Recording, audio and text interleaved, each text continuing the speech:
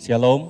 Shalom. Saya undang saudara bagi berdiri, kita akan memulai ibadah kita pada hari ini.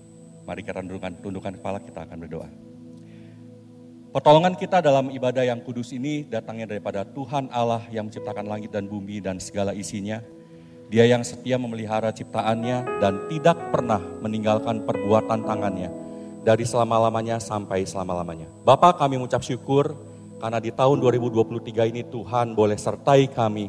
Dan saat ini Bapak kami boleh memasuki tahun 2024 dan kami percaya bahwa Tuhan juga akan menyertai kami Tuhan. Mulai dari bulan pertama hari ini Tuhan sampai dengan akhir nanti. Dan terlebih sungguh Bapak pada saat ini Tuhan kami boleh mengucap syukur karena kami boleh memuji memuliakan Tuhan. Untuk setiap puji-pujian yang akan kami naikkan Tuhan, kami tahu bahwa semuanya ini Tuhan akan menyukakan hati Tuhan. Kami akan antusias, bergairah untuk mengejar Engkau Tuhan, mengejar hadirat-Mu Bapa.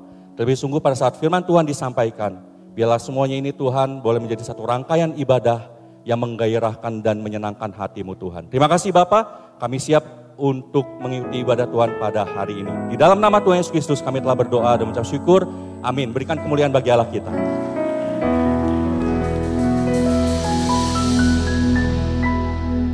Shalom Bapak Ibu. Shalom. Sebelum ibadah dimulai, saya akan berikan informasi terlebih dahulu. Jadi karena ini di bulan Januari, bulan kesaksian, jadi nanti setelah lagu pertama dan lagu kedua akan diberikan kesempatan bagi Bapak Ibu Saudara yang mau bersaksi, boleh mempersiapkan diri, boleh duduk di agak depan dulu. Nanti kalau ada yang mau boleh silahkan maju ke depan. Oke, terima kasih. Sekali lagi dong Bapak Ibu, sekali lagi shalom. Boleh kasih senyuman terbaik. Boleh sapa dulu kanan kirinya. Mungkin ada yang baru ketemu setelah Natal 2023 dan tahun baru kemarin 2024. Boleh kasih senyuman terbaik, salam terbaik. Boleh ajak kita sama-sama hari ini memuji Tuhan. Kita mau meninggikan nama Yesus, amin. Amin. Come on. Mari sama-sama kita tinggikan namanya. Amin.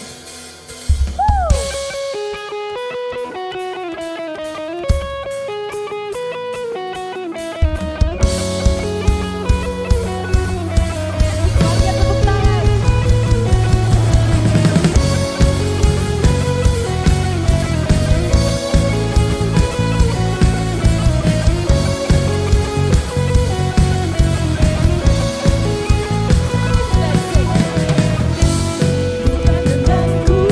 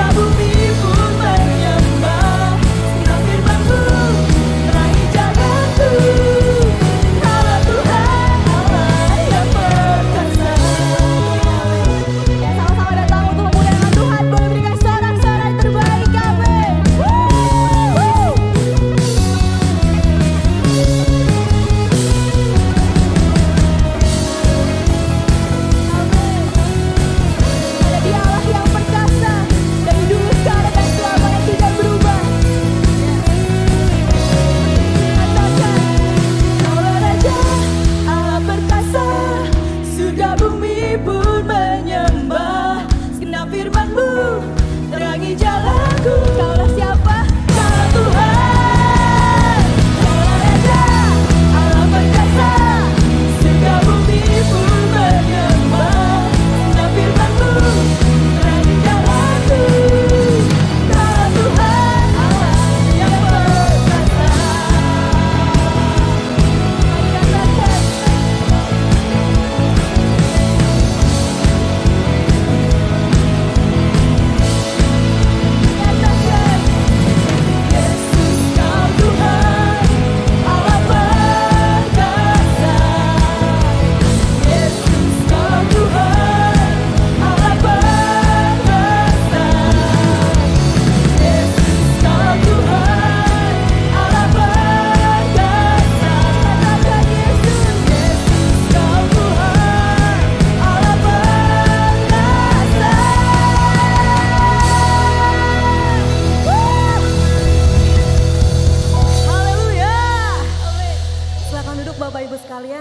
Dan saya mempersilakan untuk Bapak, Ibu, dan juga saudara-saudari yang mau kesaksian hari ini. Saya persilakan ke depan.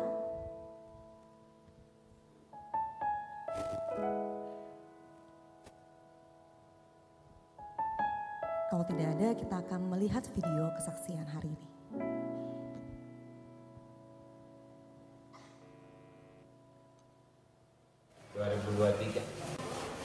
Tuhan berkati dengan semua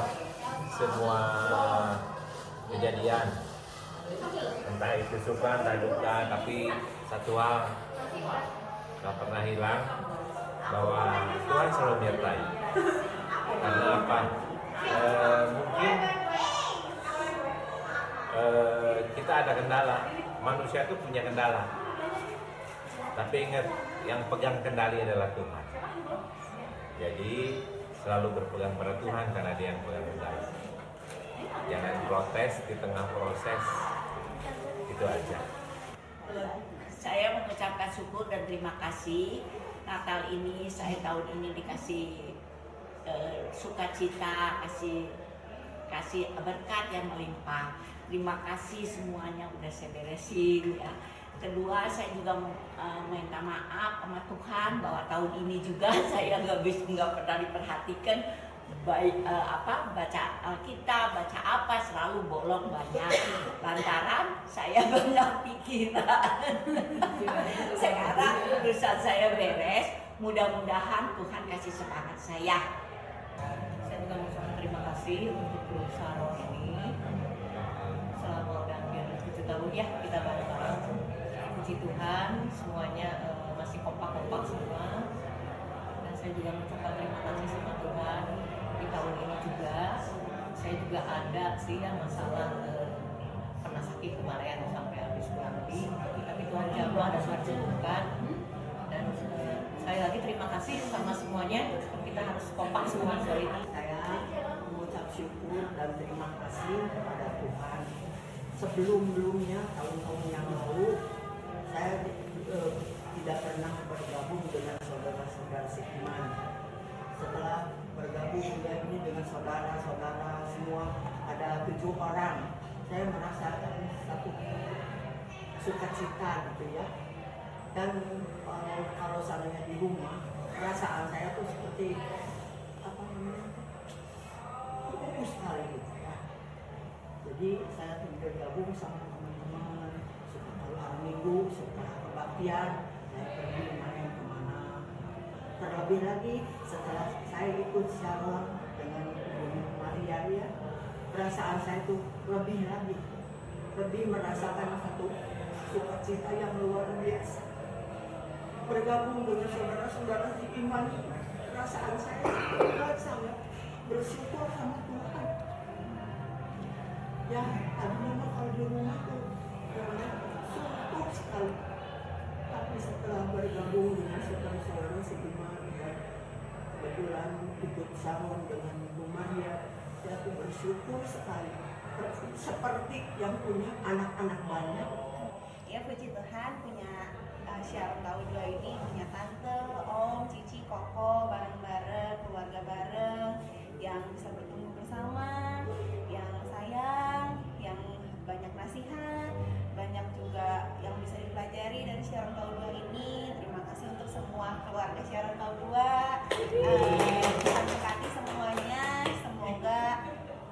tetap sehat, tetap menjadi berkat dimanapun, sukses terus dimanapun, dan tetap siaran bersama.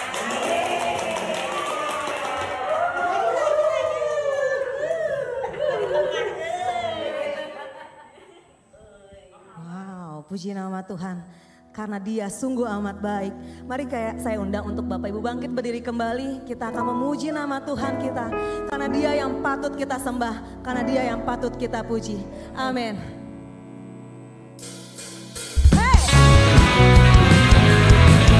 Kau yang terpuji Tuhan.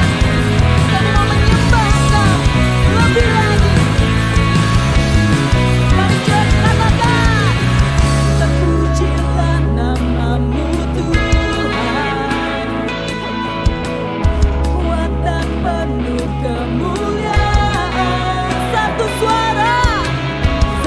suara kami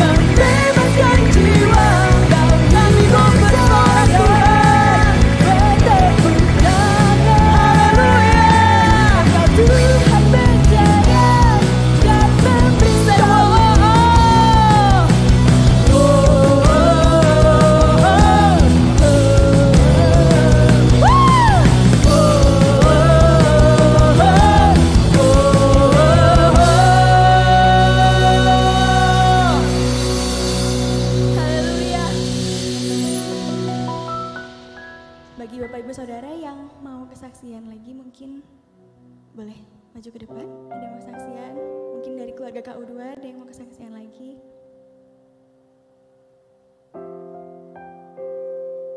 Belum ada. Mungkin dari siaran-siaran yang lain mungkin ada yang mau kesaksian. Oke. Nanti masih panjangnya selama 1 bulan ke depan kita masih bisa memberikan kesaksian. Ditunggu di depan untuk kesaksiannya, untuk menceritakan kebaikan Tuhan dalam hidup kita. Biar hari ini kita sama-sama mau datang sama Tuhan lagi. Berapa kali pun Tuhan kami datang ke hadirat Engkau, kami selalu bersyukur. Kami selalu tersanjung dengan kasih-Mu. Kau Allah yang luar biasa. Kau yang pegang hidup kami. Kami datang ke hadirat.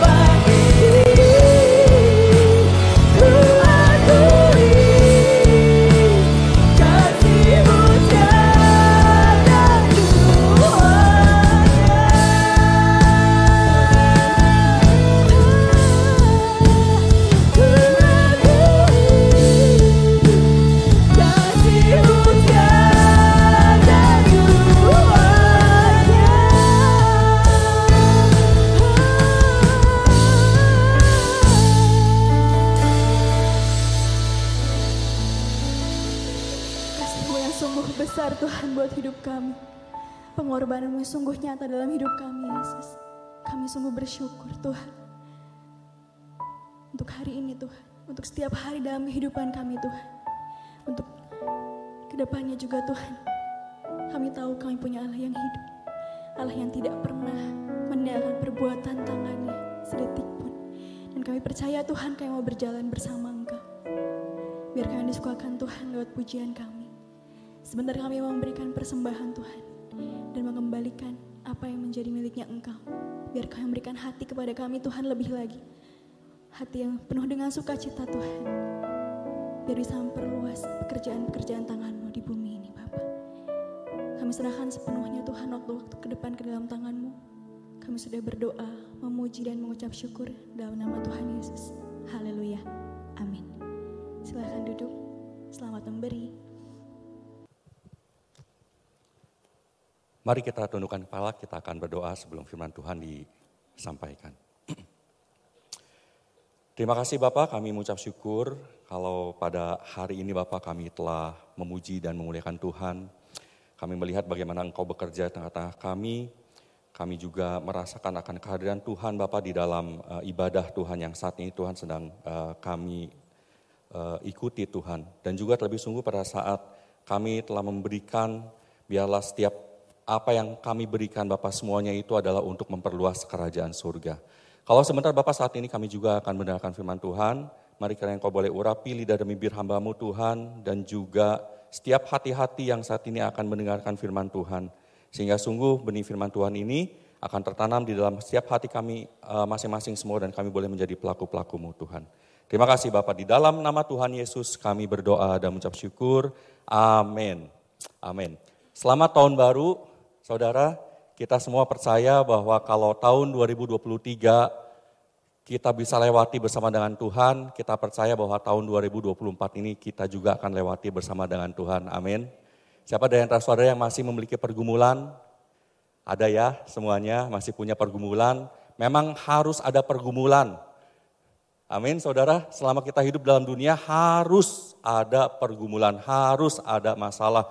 Kenapa? Karena perjalanan itu adalah sebuah proses, betul ya? Perjalanan itu kan bukan perjalanan jalan tol, tapi yang namanya perjalanan itu ada proses di mana kita harus melewati yang namanya ujian, proses di mana kita juga harus melewati yang namanya pencobaan ya dalam kehidupan kita, permasalahan, entah tiba-tiba kita kena masalah dalam ekonomi, atau mungkin kita kena masalah dalam hubungan kita dengan anggota keluarga, atau mungkin dengan teman-teman, saudara. Semuanya itu adalah proses selama kita masih hidup di dalam dunia ini.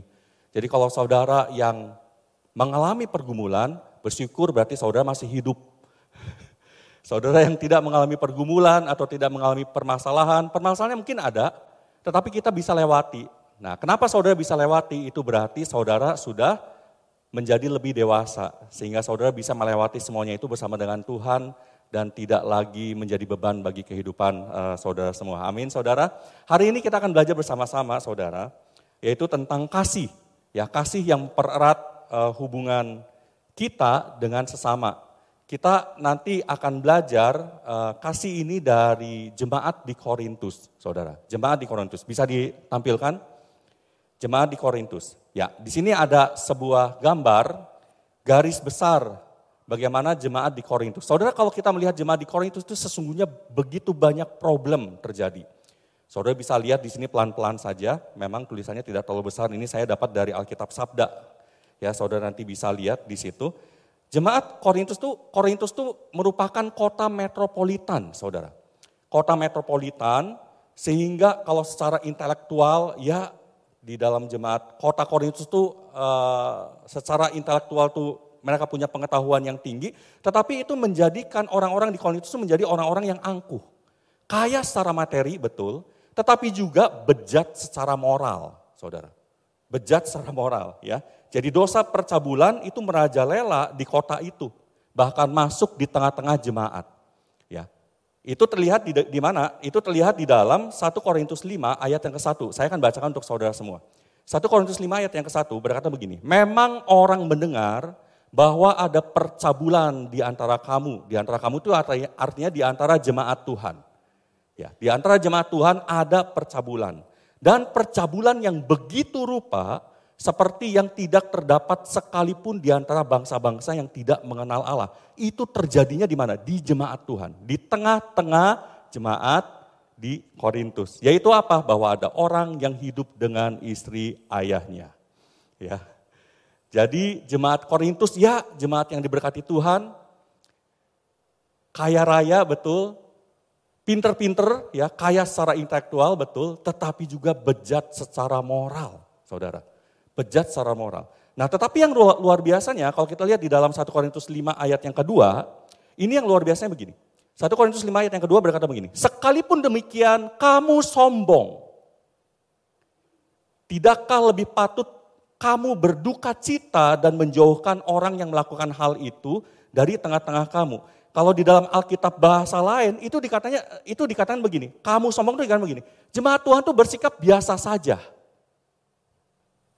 Jadi begitu di tengah-tengah ada dosa seperti itu, jemaat Tuhan bersikap biasa saja. Biasa saja, hatinya tidak menjerit. Hatinya tidak menangis karena melihat ada ketidakkudusan itu terjadi di tengah-tengah jemaat pada waktu itu. Saudara, tanpa disadari, kalau kita melihat hati jemaat sudah bersikap biasa saja di Korintus, tanpa disadari telah terjadi apa saudaraku? Telah terjadi sinkretisme. Apa itu sinkretisme? Telah terjadi penggabungan saudara. Antara budaya orang-orang yang enggak kenal Tuhan dengan budaya orang Kristen di Korintus. Sehingga mereka menolerir dosa yang merajalela terjadi di tengah-tengah jemaat. Mari kita renungkan, kita hayati, mumpung sekarang masih di bulan Januari. Ya, ini minggu pertama saudara, mari kita renungkan. Bukankah situasi yang seperti itu terjadi di sekitar kita? Mari kita renungkan. Terjadi di sekitar kita, terjadi di antara gereja Tuhan. Betul ya? Bukankah hal-hal seperti itu telah kita lihat? Ya, ada ketidakbenaran, ada ketidakkudusan, terjadi di mana? Bukan di luar, saudara, bukan. Tetapi di gereja Tuhan. Di gereja Tuhan. Apa respon saudara pada saat saudara melihat jemaat atau ketidakbenaran terjadi di gereja atau ketidakkudusan terjadi di gereja? Apakah respon kita biasa saja seperti anggota jemaat yang lain yang tertulis di dalam 1 Korintus 5 ayat yang kedua? Ya, biasa saja, hati saudara tidak menangis, ya, hati saudara tidak terusik, hati saudara tidak bertanya-tanya, masa sih kok di dalam gereja seperti itu? Kalau seperti itu saudara, hati-hati. Kenapa hati-hati?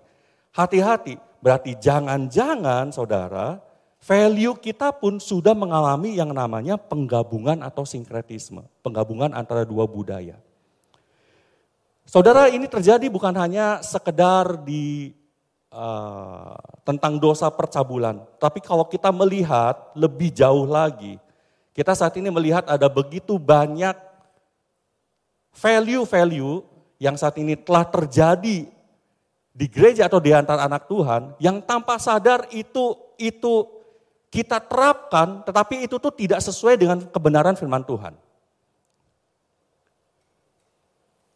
Salah satu contoh apa saudara?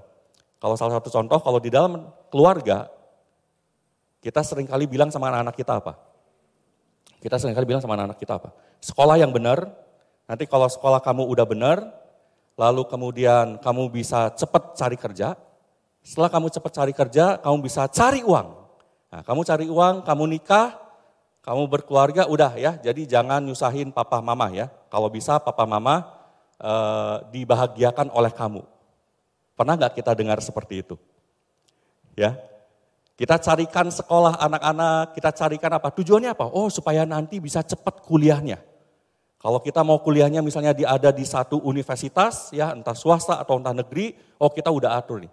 Tujuannya supaya apa? Supaya nanti masa depan kamu menjadi masa depan yang gemilang. Cari kerjanya gampang, kalau cari kerjanya gampang, syukur-syukur kamu dapat perusahaan yang bonafit, ya, kamu juga nanti akan mendapatkan gaji yang luar biasa. Nah, seringkali di dalam omongan keluarga kan seperti itu. Tuh, lihat tuh, sepupu kamu. Tuh, lihat tuh, sepupu yang di sini. Kerja di situ, berapa tuh gajinya? 2 digit loh. Kamu kerja. Ya. Sering dengar saudara seperti itu? Sering ya. Sementara di gereja kita diajarin apa saudara? Di gereja kita diajarin apa? Di gereja kita diajarin bahwa masa depan ada di tangan Tuhan. Amin. Kita diajarin di gereja bahwa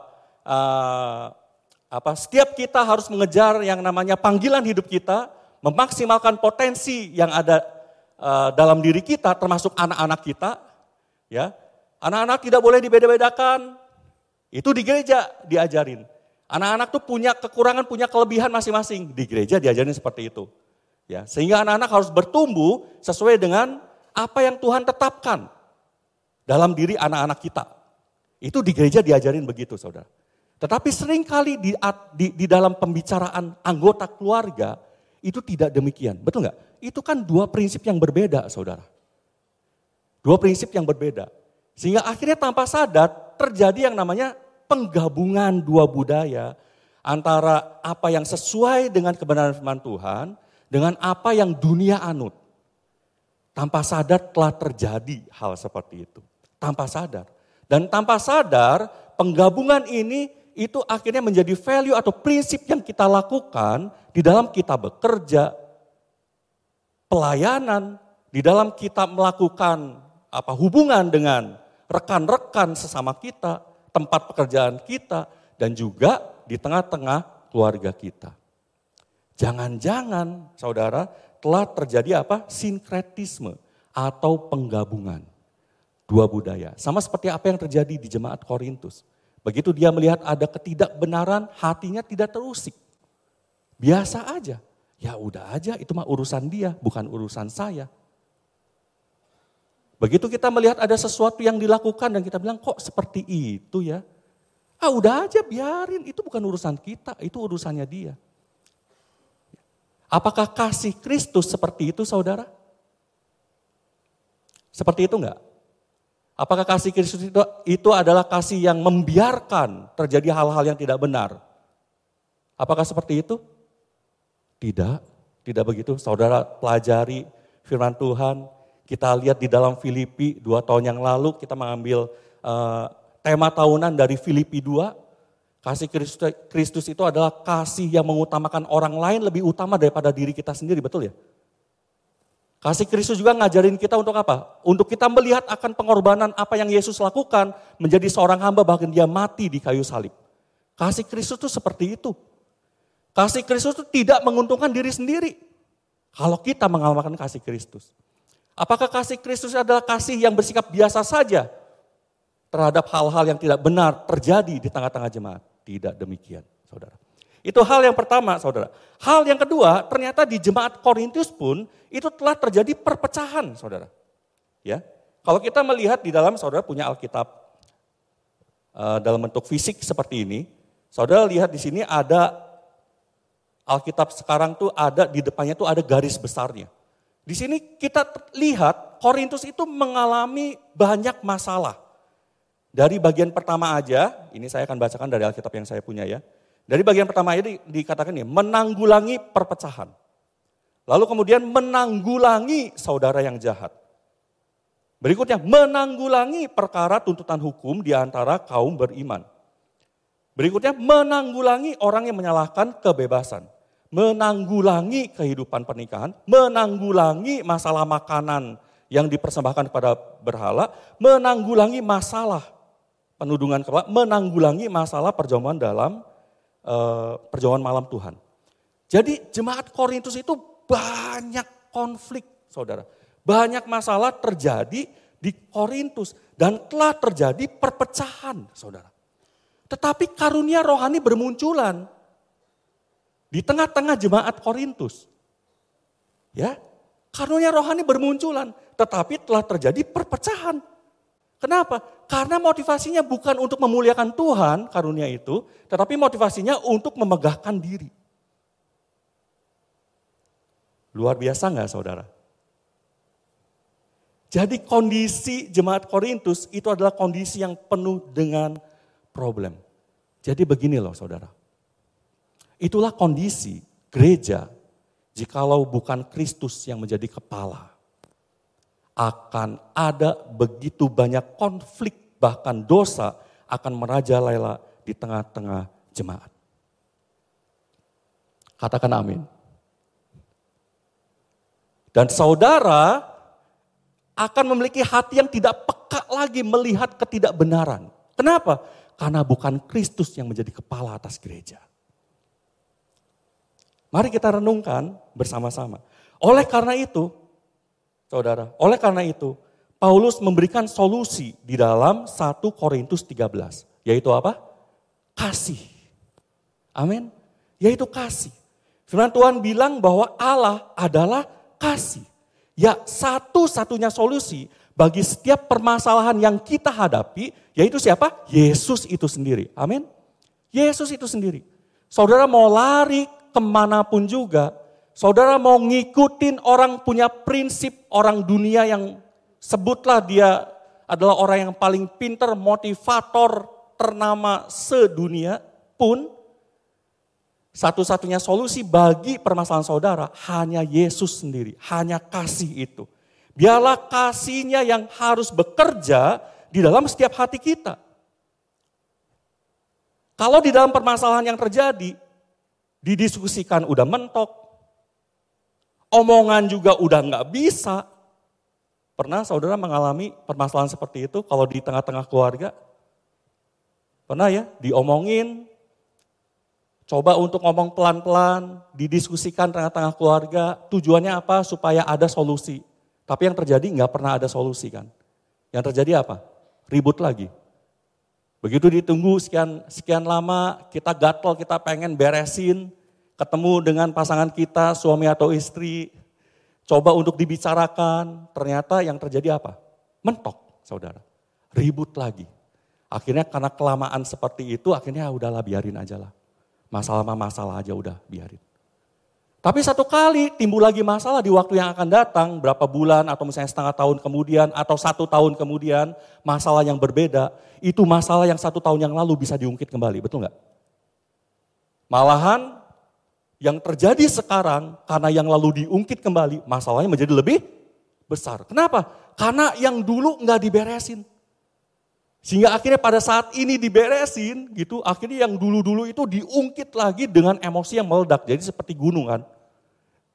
Gunung apa itu? Gunung meletus begitu ya. Karena yang dulu nggak beres. Jadi itu kan yang terjadi. Jadi kalau omongan udah nggak bisa, didiskusikan mentok, apa yang harus kita lakukan? Biarkan kasih yang bertindak. Oleh karena itu apa saudara? Oleh karena itu, tempatkan kasih Kristus pada posisi yang seharusnya. Amin. Amin. Tempatkan kasih Kristus pada posisi yang seharusnya. Tempatkan Yesus dalam diri kita itu pada posisi yang seharusnya. Kenapa saya kasih tema ini, tempatkan kasih pada posisi yang seharusnya? Karena seringkali kita mengkotak-kotakan Tuhan. Kita seringkali mengkotak-kotakan kasih Kristus, saudara. Sesuai dengan apa yang kita yakini. Apa yang kita ingin yakini. Apa yang ingin kita terapkan. Udah gue pengennya cuma seperti ini aja. Yang lainnya gak mau. Jangan tempatkan kasih Kristus pada posisi yang seharusnya, saudara. Kalau enggak apa? Kalau saudara mengkotak-kotakan, maka yang akan terjadi apa saudara? Yang akan terjadi masalah nggak akan pernah bisa beres, usai dan pemulihan tidak akan pernah terjadi total di dalam kehidupan kita. Karena kita membatasi. Saudara percaya bahwa Tuhan kita adalah Tuhan yang penuh kasih, amin? Kasihnya tidak terbatas, amin? Kasihnya itu adalah mengasihi saudara, mengasihi saya, mengasihi orang-orang yang tidak kenal Tuhan, amin? Tapi jangan musuh saya. Saudara ngerti nggak? Jangan musuh saya, karena dia udah tipu saya dalam bisnis. Karena dia udah jatuhin saya. Saudara bisa mengerti nggak? Tetapi kita bilang bahwa kasih Tuhan itu mengasihi semua orang. Kasih Tuhan itu mengasihi orang-orang yang ada di pedalaman sana. Tuhan berkati mereka. Curahkan Tuhan hujan keselamatan bagi orang-orang yang ada di pedalaman. Tapi bukan buat dia. Karena dia udah jahat sama saya. Saudara ngerti nggak? Seringkali kita mengkotak-kotakan hal seperti itu. Seringkali. Saya ingat berapa waktu yang lalu ada firman Tuhan yang disampaikan di Kebaktian Umum 2 ini adalah tentang Paulus dan Silas. Mungkin saudara ingat ya, tentang Paulus dan Silas. Pada waktu saya coba untuk membaca tentang Paulus dan Silas, itu seringkali kita terfokusnya itu, jadi gini, Paulus dan Silas pada waktu itu dia di penjara, lalu kemudian dia difitnah, karena dia difitnah kemudian dia disiksa terlebih dahulu, lalu kemudian dia dimasukkan ke dalam penjara, lalu kemudian kepala penjara, di Filipi ya, kepala penjara di Filipi itu udah diomat-omat sama penguasa itu, kamu mesti jaga-jaga, kamu mesti jaga ya, ini 2 orang ini, kamu mesti jaga dengan nyawamu. 2 orang ini, jangan sampai lepas, jangan sampai kabur, begitu. Lalu kemudian di tengah malam mereka berdua menaikkan puji-pujian, kemudian terjadi apa? Gempa. Pada waktu terjadi gempa, lalu kemudian pintu penjara itu terbuka dengan sendirinya. Ya. Nah, seringkali saya, saudara, dan mungkin hamba-hamba Tuhan yang lain, itu terfokus cerita ini adalah fokusnya kemana? Fokusnya pada saat Paulus dan Silas menaikkan pujian, maka terjadi mukjizat Tuhan. Kita seringkali bilangnya begitu kan. Kesimpulannya apa? Ada kuasa dalam pujian. Betul, saudara. Betul. Itu saya tidak menyalahkan. Tetapi kalau kita melihat dari perikopnya, itu sesungguhnya peran utama dari kisah Paulus dan Silas itu bukan Paulus dan Silas. Tetapi peran utamanya itu adalah si kepala penjara dan seisi keluarganya bisa diselamatkan. Betul nggak? Peran utamanya kan itu. Jadi artinya apa pada waktu itu? Artinya Tuhan pakai Paulus dan Silas dalam penderitaan. Disiksa dulu sebelum dimasukkan ke penjara, difitnah, lalu kemudian dimasukkan ke penjara. Tuhan pakai Paulus dan Silas dalam penderitaan supaya kepala penjara dan sisi keluarganya bisa diselamatkan. Jadi saudara gini, kasih itu memulihkan. Tetapi kasih juga mengoreksi kehidupan kita. Pada waktu Paulus dan Silas, dia harus disiksa, difitnah, dimasukkan ke penjara, mereka pundung sakit hati enggak? Enggak. Karena mereka adalah anak-anak Tuhan yang sudah dewasa. Tapi apa yang terjadi lewat penderitaan Paulus dan Silas? Kepala penjara itu dan seisi keluarganya bisa diselamatkan. Jadi saudara, marilah kita memandang kehidupan kita. Jangan selalu kita menganggap bahwa ikut Tuhan itu seperti jalan tol. Dan karena saudara ingin ikut Tuhan seperti jalan tol, maka saudara membatasi karya Tuhan dalam kehidupan saudara. Jangan begitu saudara, tapi tempatkan kasih Tuhan pada posisi yang seharusnya. Amin saudara, tempatkan kasih Kristus pada posisi yang seharusnya. Jangan dibatasi, tapi biarkan kasihnya menguasai kita dan lihatlah bagaimana Tuhan bekerja dan terlibat dalam kehidupan kita. Amin. Ya. Lalu kemudian oleh karena itu Paulus menuliskan pasal 13 ini.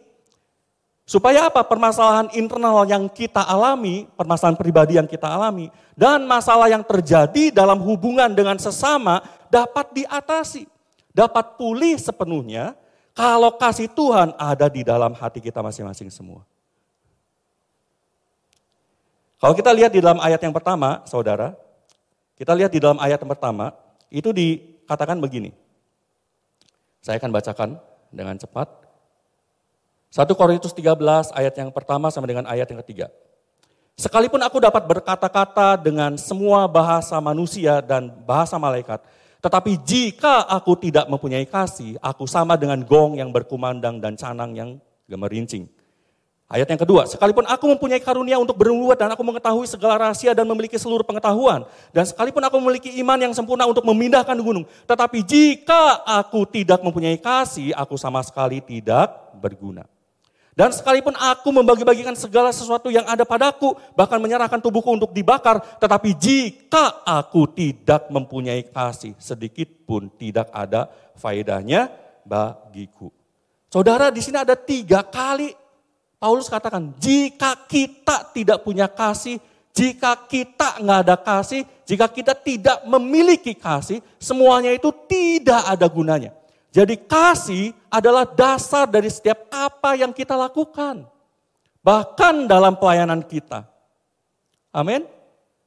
Kasih itu harus menjadi dasar, saudara. Kasih itu harus menjadi motivasi utama di dalam kita melakukan apapun. Bahkan di dalam kita mungkin memiliki konflik di tengah-tengah keluarga, yang harus menjadi utama, yang harus menjadi fokus dan tujuan utama adalah kasih.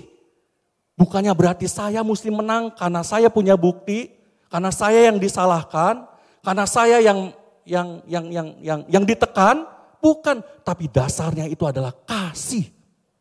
Amin. Kalau kita tempatkan kasih Kristus supaya menguasai kehidupan kita, maka saudara akan melihat bahwa Tuhan akan bekerja dengan caranya yang tak terduga. Amin saudara. Caranya manusia, berapa waktu yang lalu saya pernah sampaikan, caranya kita pengennya apa? Orang yang jahat sama kita kena petir, celaka, hancur. Caranya kita begitu. Tapi caranya Tuhan tidak begitu karena Dia mengasihi kita semua kan. Tuhan akan ubahkan hati kita dan Tuhan juga akan bekerja melalui orang itu sehingga orang itu juga bisa bertobat dan terima Tuhan Yesus. Sama seperti kisah Paulus dan Silas di penjara Filipi. Amin. Dasarnya adalah kasih. Apapun yang saudara lakukan. Konflik saudara dengan keluarga mungkin mentok, betul. Tapi dasarnya itu adalah kasih. Bukan pemikiran kita manusia, bukan. Bukan prinsip-prinsip dunia yang dipakai, bukan. Tapi dasarnya itu adalah harus kasih. Sehingga apapun yang kita lakukan, apapun yang kita kerjakan, apapun yang kita perbuat adalah semuanya untuk memuliakan nama Tuhan. Amin saudara. Nah, lanjut ayat yang keempat dan ayat yang keenam, saya akan bacakan. Kasih itu sabar, kasih itu murah hati, ia tidak cemburu, ia tidak memegahkan diri dan tidak sombong. Ia tidak melakukan yang tidak sopan dan tidak mencari keuntungan diri sendiri. Ia tidak pemarah dan tidak menyimpan kesalahan orang lain. Ia tidak bersukacita karena ketidakadilan, tetapi ia bersukacita karena kebenaran. Jadi Paulus tegur jemaat di Korintus dengan kata lain gini. Kalau kasih Kristus menguasai kita, maka yang akan terjadi apa? Level kehidupan kita akan meningkat, saudara. Kalau kasih Kristus itu sungguh ada di dalam hidup kita, kita merasakan bahwa kasihnya itu melimpah, Yesus itu benar-benar menjadi pribadi yang menguasai kehidupan kita, maka otomatis level hidup kita akan meningkat. Enggak mungkin orang yang di dalam dirinya ada kasih Kristus melakukan hal-hal yang tidak sopan. Enggak mungkin orang-orang yang di dalam dirinya ada kasih Tuhan, itu artinya melakukan seperti apa yang di dalam 1 Korintus 5 ayat yang ke-1 dan ayat yang kedua. Bahwa terjadi percabulan yang begitu rupa. Mungkin enggak kalau ada kasih Kristus? Enggak mungkin. Orang biasanya kalau udah terjatuh, kita ngasih tahu, belum tentu didengar ya, betul enggak? Tetapi kalau Tuhan yang bekerja di dalam setiap hati, setiap kita, siapapun kita, Tuhan sanggup untuk mengerjakan segala sesuatu sehingga hati sekeras apapun akan Tuhan hancurkan. Amin saudara. Artinya apa? Level hidup kita akan meningkat. Betul? Kita nggak akan pernah mau lagi main di tengah-tengah lumpur. Kita akan mainnya di tengah-tengah tempat yang bersih, betul? Bukan karena kita melakukan usaha, bukan. Saudara melakukan usaha, saudara mungkin tipe karakternya emosi meledak-ledak. Dulu belum kenal Tuhan meledak-ledak, sekarang udah kenal Tuhan seperti Petrus kan, begitu ya. Tapi kalau level hidupnya meningkat saudara mau meledak-ledak gimana? Levelnya itu meningkat saudara. Saudara tidak akan pernah mau meledak-ledak hanya karena urusan yang sederhana. Mungkin emosinya tetap naik, mungkin nadanya tetap tajam, strike gitu ya langsung, mungkin. Tetapi itu dengan alasan yang jelas, alasan yang benar. Amin saudara. Kalau di sini ada dikatakan bahwa kasih itu tidak memegahkan diri, kasih itu tidak sombong. Sekarang zamannya kan zaman apa saudara? Zaman segala sesuatu posting di sosmed. Waktu kita melakukan itu, orang-orang dunia melakukan itu, apa motivasinya saudara? Kebanyakan orang-orang yang gak kenal Tuhan, saya katakan orang yang gak kenal Tuhan, tujuannya untuk apa? Flexing, betul gak? Memamerkan. Tujuannya mungkin memamerkan, oh saya lagi ada di kafe mana, tapi di kafe mananya itu diblur. Yang menjadi jelas itu misalkan kita pakai jam tangan baru lah, merek tertentu, ya, atau pakai apa gitu yang baru. Sehingga orang fokusnya bukan ke kafenya gitu, tempat kita, oh ini lagi ngadem, healing katanya begitu. Tapi yang diposting itu bukan tempat ngademnya, tapi yang dijelasin itu apa? Mungkin jam tangan, mungkin tas yang kita pakai, atau entah apapun juga. Tanpa sadar apa? Flexing, saudara, memamerkan, ya. Jadi saudara, kalau misalkan ada dari antara saudara yang masih melakukan, ya, lalu kemudian misalkan kita berkata begini, toh Allah tetap mengasihi saya. Betul sih, Allah tetap mengasihi kita. Karena kasih Allah itu tidak terbatas untuk saudara dengan saya, orang yang gak kenal Tuhan juga, kasih Allah tuh mau mengorbankan nyawanya bukan hanya untuk beberapa orang, enggak. Allah tuh mau mengorbankan nyawanya itu untuk semua orang, semua manusia, saudara. Tidak terkecuali, semuanya, saudara. Mau dikatakan itu ada OB, ada satpam, ada tukang parkir, entah siapapun juga. Tuhan Yesus tuh mengorbankan nyawanya untuk orang-orang itu, saudara. Jadi kalau kita berkata bahwa yang penting kan Tuhan tetap mengasihi saya, hidup saya, yang penting saya enggak rugiin orang. Kita kan pernah dengar ya orang-orang yang berkata seperti itu ya. Kalau saya katakan, kalau misalnya ada di tengah jemaat orang-orang yang melakukan seperti itu, saya katakan dengan tegas, itu sama saja berarti saudara hanya memanfaatkan kasihnya Tuhan dalam kehidupan kita. Saudara tuh hanya memanfaatkan kasih karunia Tuhan. Cuma manfaatin, saudara. Ada satu kebenaran saudara pegang, betul ya, betul. Bahwa Tuhan mengasihi semua orang, betul, oke. Berarti hidup saya bisa seenaknya dong. Tidak begitu. Amin, saudara. Tidak begitu. Saudara jangan memanfaatkan kasihnya Tuhan aja. Kenapa? Karena kalau kasih Tuhan benar-benar menguasai kita, maka pasti sekali lagi level hidup kita akan meningkat. Untuk orang-orang yang tahu, mengenal Tuhan lebih lagi, merasakan bahwa kasih Tuhan itu menguasai kehidupan kita, maka level kehidupannya itu pasti akan meningkat. Pasti akan meningkat. Amin, saudara. Level kehidupan saudara pasti akan meningkat. Pasti akan meningkat. Kalau apa? Kalau kasih Tuhan itu menguasai kehidupan kita. Amin, saudara. Nah, ayat yang ketujuh, ayat yang terakhir, di sini dikatakan begini. Kasih itu menutupi segala sesuatu, percaya segala sesuatu, dan mengharapkan segala sesuatu, sabar menanggung segala sesuatu. Saudara, kata menutupi seringkali disalahartikan. Ya, seringkali disalahartikan. Kata menutupi seringkali diartikan menutup-nutupi kalau ada kesalahan. Menutupi segala sesuatu itu bukan berarti kalau ada kesalahan supaya enggak rame, lalu diangkatlah kasus atau ceritaan yang lain. Kalau di dalam dunia di luar kita, entah tempat pekerjaan atau entah sekalipun politik atau entah apapun juga ya, ditutupi dengan kasus yang lain. Supaya apa? Ini kesalahannya tidak terlalu di blow up. Atau mungkin yang kedua begini, tahu ada kesalahan tapi supaya enggak rame dibenerin. Caranya gimana? Dibuat pengecualian. Jadi kalau ada aturannya ada jelas ya, A, B, C, D, E, lalu kemudian ada bintang di bawah. Ya. Tapi suatu waktu dapat diubah. Dengan tujuan supaya apa? Supaya kalau memang ada sesuatu untuk kasus-kasus tertentu ya bisa dibenerin. Bukan begitu. Bukan begitu, saudara. Kata menutupi segala sesuatu itu mempunyai satu definisi yang salah satunya itu adalah rela menderita. Loh, kenapa menutupi segala sesuatu? Kok harus kita yang rela menderita? Ini kan artinya waktu kita membina hubungan dengan orang lain, dengan rekan. Betul ya? Waktu kita terjadi konflik mungkin atau ada masalah dengan sesama kita, kenapa kita yang mengamalkan kasih Kristus itu harus menderita? Kenapa? Karena mengandung pengertian begini, menahan diri untuk tidak memblow up dengan emosi yang meledak. Amin. Pada waktu terjadi masalah, apa yang biasanya kita lakukan, saudara? Pengennya diapain sih? Karena kita yang benar. Pengennya udah gambrengken aja, udah bikin rame aja, udah yuk kita ini, betul nggak? Pengennya gitu kan.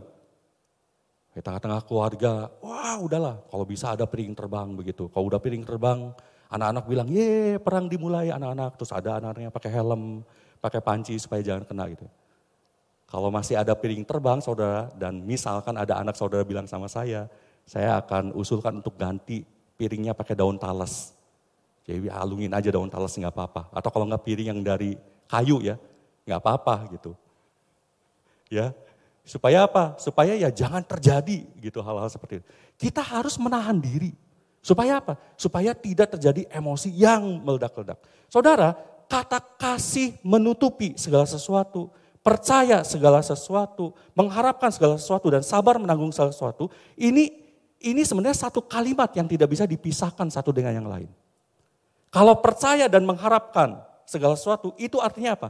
Itu artinya tetap percaya bahwa sejahat-jahatnya orang, tetap Tuhan pasti akan bekerja untuk mengubahkan orang itu. Amin saudara. Satu kali saya berapa hari yang lalu saya ditelepon oleh salah seorang teman saya. Ya, dia tanya ya di WhatsApp. Timo gimana kondisi sekarang menjelang pemilu tahun depan di Indonesia. Dan begitu. Saya katakan adem kok. Saya bilang begitu, adem kok. Gitu ya. Dan sepertinya tidak terlalu rame. Saya bilang begitu, sepertinya tidak terlalu rame. Terus saya katakan begini, ya mungkin karena sekian tahun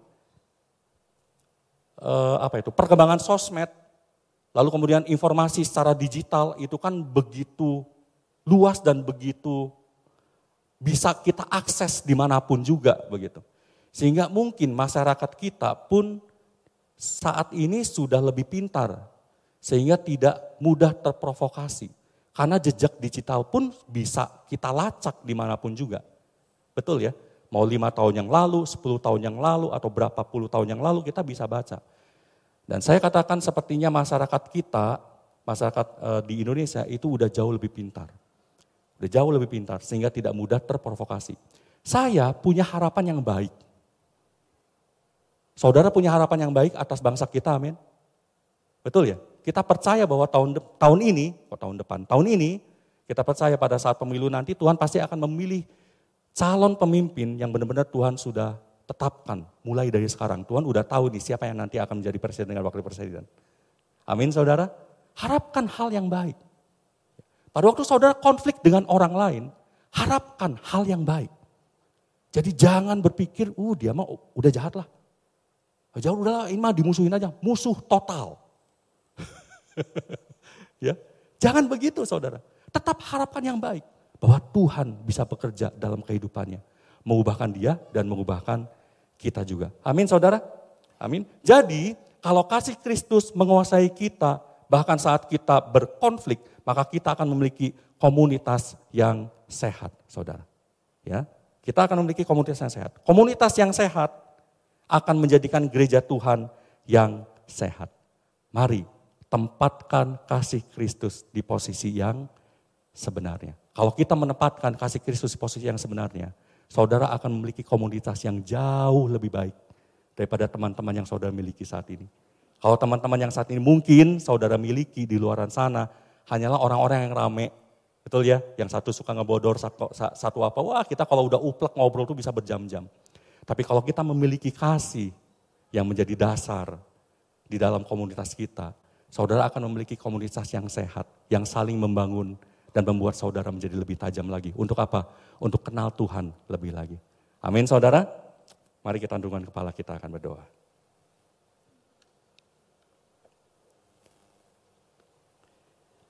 Bapak, kami mengucap syukur padamu pada hari ini Bapak, firman Tuhan telah disampaikan.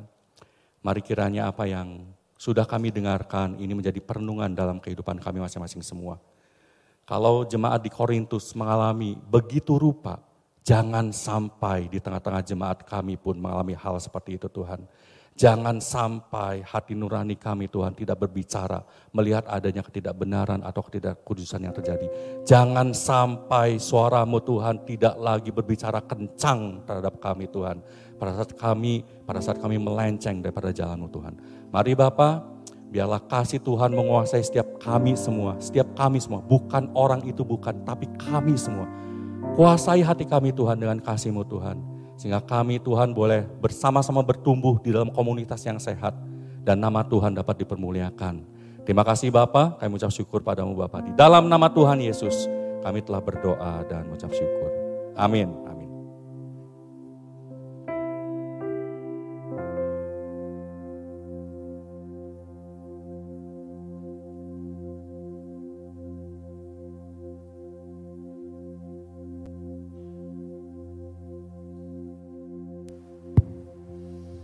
Ya puji Tuhan, saudara, kita sudah mendengar firman Tuhan pagi hari ini dengan satu hal yang penting yang menjadi bagian dari keluarga kita. Supaya keluarga kita berperan di dalam pertumbuhan gereja. Puji Tuhan.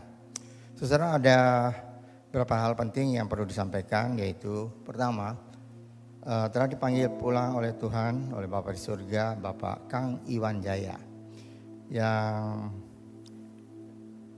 itu pada hari Jumat beliau berumur 92 tahun dan sudah dilakukan kebaktian tutup peti dan nanti sore kebaktian penghiburan jam 7 malam. Itu ada di Nana Rohana ruang F dan G. Kedua, Bapak Benyamin Handoko. Ya, kalau Bapak Kang Iwan Jaya itu papa dari Budi dan Erlin yang suka datang ke U1. Kalau Bapak Benyamin Handoko adalah papa dari Telma. Panggil pulang oleh Bapak di surga kemarin hari Sabtu. Dan sebentar jam 6 sore ada kebaktian tutup peti. Dan besok langsung kebaktian pemberangkatan jam 9. Jadi nanti jam 6 kebaktian tutup peti. Dan besok jam 9 kebaktian pemberangkatan. Jenazah ada di Nana Rohana ruang D. Ruang D. Ya mungkin ada saudara pikir, itu kan anggota KU1, kita kan anggota KU2. Saudara, supaya kita tahu bersama-sama bahwa memang kita adalah satu keluarga besar ya. Keluarga besar yang ada yang di KU1, ada yang di KU2. Ya. Dan mari saudara kita menunjukkan simpati kita untuk kita bisa menghadirinya. Kebaktian kedukaan ini. Dan terakhir adalah kesaksian. Kesaksian itu saudara bisa saudara lakukan dengan langsung ya ke depan, persiapkan dan saudara bersaksi. Saya kira banyak hal yang saudara sudah terima dari Tuhan dan itu bisa saudara salurkan, sampaikan. Sehingga itu boleh menjadi berkat bagi kita semua. Ya. Selama bulan Januari ini, kebaktian tiap minggu ada ruang kesaksian untuk kita semua. Juga untuk KKW, KKP, Selasa dan Jumat ada ruang kesaksian. Baik. Hari Rabu kita tahu bersama-sama ada Natal PGPK. PGPK itu perkumpulan gereja dan perkumpulan Kristen di Bandung, sebandung. Ya. Saudara bisa doakan dan saudara bisa datang untuk menghadirinya. Baik saudara, terima kasih untuk perhatian saudara. Saya undang untuk kita berdiri bersama-sama, kita akan tutup kebaktian ini dengan doa. Mari kita berdoa. Bapa kami dalam surga, terima kasih Tuhan untuk berkat Tuhan bagi kami semua. Kami siap syukur kalau pada hari ini ada satu hal lagi yang perlu kami miliki dalam keluarga kami. Sehingga kami boleh berperan di dalam pertumbuhan gereja Rehoboth yang kami kasih bersama. Terima kasih Bapa untuk berkat Tuhan. Kami juga berdoa Tuhan untuk keluarga dari almarhum Bapak Kang Iwan Jaya dan keluarga yang ditinggal oleh Bapak Benyamin Handoko Biarlah Engkau sendiri yang berikan kekuatan, kesehatan, penghiburan dari surga, sehingga mereka tidak berlarut-larut dalam kesedihan, tapi mereka mempunyai suatu pengharapan yang pasti dalam Tuhan. Terima kasih Bapa untuk berkat Tuhan. Kami berdoa Tuhan untuk persembahan syukur yang akan kami berikan, karena Engkau telah memberkati, menyertai kehidupan kami semua selama tahun lalu. Dan persembahan ini merupakan ekspresi kami untuk kami mengasihi Tuhan. Kami mengucap syukur dan kami berikan dalam bentuk persembahan ini. Terima kasih Bapa. Engkau berkati saudara yang sudah memberikan persembahan syukur ini, dan juga yang belum. Mari Tuhan, supaya kami semua boleh senantiasa mengucap syukur untuk berkat Tuhan dalam kehidupan kami. Berdoa Tuhan juga untuk persembahan yang sudah diberikan. Engkau sendiri berkati, yang sudah berikan yang terbaik. Engkau berkati kami semua dengan berkat-Mu dari sorga. Kami tetap berdoa untuk pemerintah kami yang tengah mempersiapkan untuk pemilu pada bulan depan. Engkau sediakan tolong supaya semuanya boleh berjalan dengan lancar. TNI, Polri boleh menjaga keamanan di negara ini.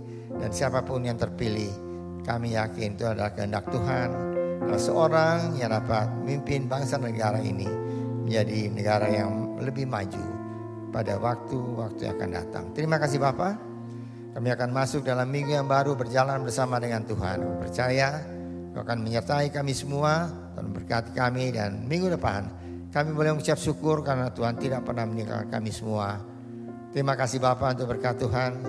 Percaya Engkau sudah mendengar doa kami dan ucapan syukur kami ini.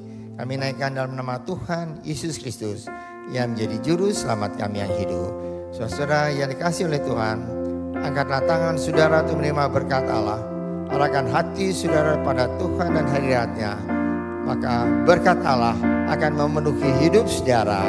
Berkat Allah akan memenuhi keluarga saudara. Berkat Allah akan memenuhi kesehatan saudara. Berkat Allah akan memenuhi pekerjaan saudara. Dan jadilah berkat dimanapun saudara berada. Dan saudara terimalah berkat dari Allah Bapa, kasih karunia dan damai sejahtera dari Tuhan Yesus Kristus dan persekutuan Allah Roh Kudus menyertai saudara sekalian mulai hari ini sehingga Maranatha, Tuhan Yesus datang kembali. Amin. Bapa, terima kasih. Bapa, terima kasih.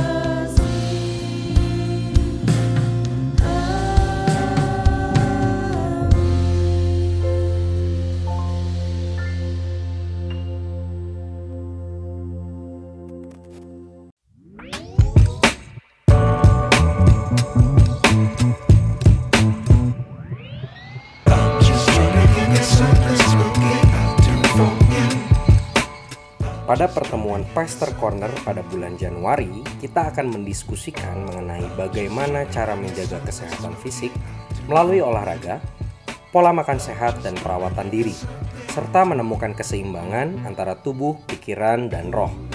Bersama dengan Pendeta Dr. Johannes Runkat, pertemuan ini akan diadakan pada hari Kamis, 12 Januari 2024 pukul 7 malam melalui Zoom Meeting.